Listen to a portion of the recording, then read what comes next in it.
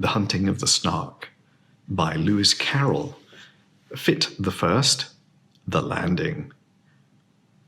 "Just the place for a Snark," the bellman cried as he landed his crew with care, supporting each man on the top of the tide by a finger entwined in his hair. "Just the place for a Snark. I have said it twice. That alone should encourage the crew. Just the place for a Snark. I have said it thrice, and what I tell you 3 times is true." The crew was complete.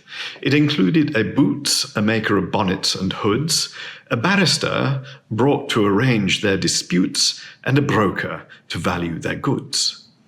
A billiard marker whose skill was immense might perhaps have won more than his share, but a banker, engaged at enormous expense, had the whole of their cash in his care.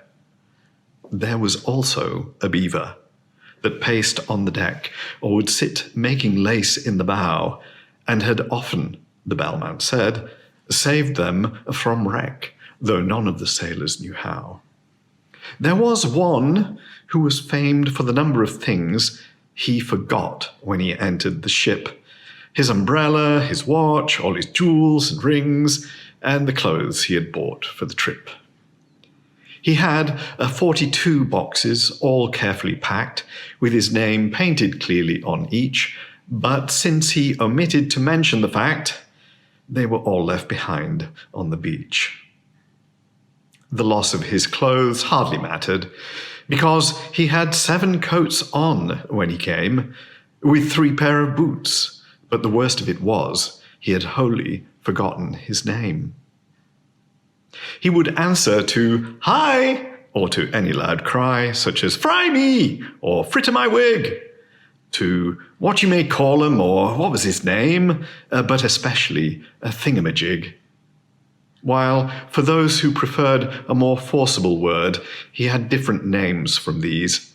His intimate friends called him candle ends, and his enemies toasted cheese. "His form is ungainly, his intellect small," so the bellman would often remark, "but his courage is perfect, and that, after all, is the one thing one needs with a Snark."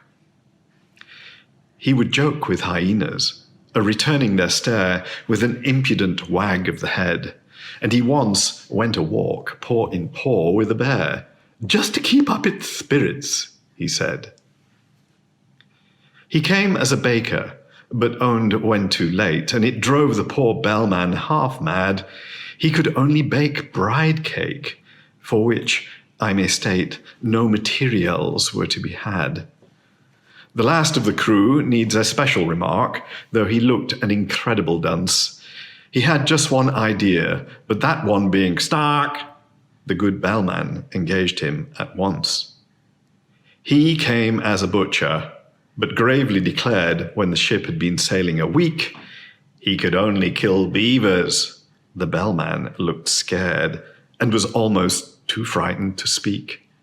But at length he explained in a tremulous tone there was only one beaver on board, and that was a tame one he had of his own, whose death would be deeply deplored. The beaver, who happened to hear the remark, protested, with tears in its eyes, that not even the rapture of hunting the Snark could atone for that dismal surprise. It strongly advised that the butcher should be conveyed in a separate ship, but the bellman declared that would never agree with the plans he had made for the trip. Navigation was always a difficult art, though with only one ship and one bell, and he feared he must really decline for his part, undertaking another as well. The beaver's best course was, no doubt, to procure a second-hand dagger-proof coat. So the baker advised it, and next to insure its life in some office of note. This the banker suggested, and offered for hire, on moderate terms, or for sale, 2 excellent policies, one against fire and one against damage from hail. Yet still, even after that sorrowful day. Whenever the butcher was by, the beaver kept looking the opposite way and appeared unaccountably shy.